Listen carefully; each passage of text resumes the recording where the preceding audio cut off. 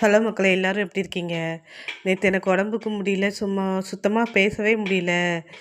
அப்படிங்கிறதுனால நேற்று சமையல் வீடியோ எதுவுமே போடலை. இன்றைக்கி மதியம் சமைச்ச காளான் பிரியாணி தான் இன்றைக்கி போட்டு விட்ருக்கேன். இன்றைக்கி காளான் பிரியாணி தான் சமைச்சேன் பார்த்துக்கோங்க. ஏன்னா இந்த வாரம் நாங்கள் பூரா கிறிஸ்தவங்க எல்லாம் கடுமையான கஸ்தியை அனுசரிப்போம்னு சொல்லுவாங்க எங்கள் இதில்.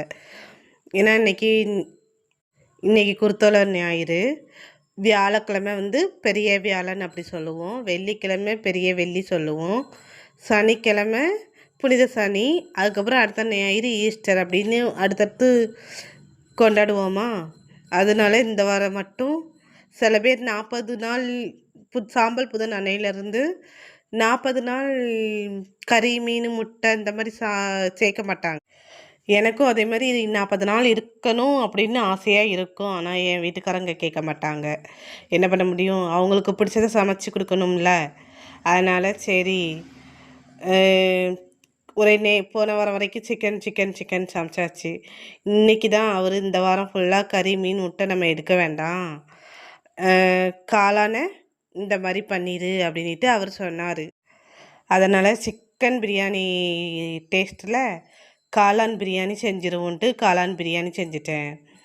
அதுக்கப்புறம் நான் என்னோடய பழைய வீடியோவில் உண்டியலை பற்றி சொல்லியிருப்பேன். இனிமேல் பெரிய வியாழன் வர்ற வியாழக்கிழமை அன்னைக்கு நாங்கள் அன்பியத்தில் இருந்து உண்டியலை சமர்ப்பிப்போம் கோயிலில். ஏன்னா வருஷம் அப்படி தான் வரும்.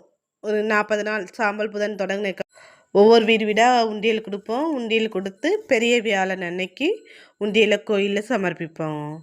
இது வழக்கம் போல் தொடர்ந்து நடக்கிறது தான். நானும் உண்டியல் சேர்த்துட்டேன். அதே மாதிரி வியாழக்கிழமை அதுமா கோயிலில் கொண்டு உண்டியலை ஒப்படைக்கணும். அதுக்கப்புறம் இந்த பிரியாணியும் ரெடி ஆகிட்டு, பிரியாணியும் மதியம் சாப்பிட்டாச்சு பார்த்துக்கோங்க. இப்போ தான் அப்லோடு பண்ண முடிஞ்சுது.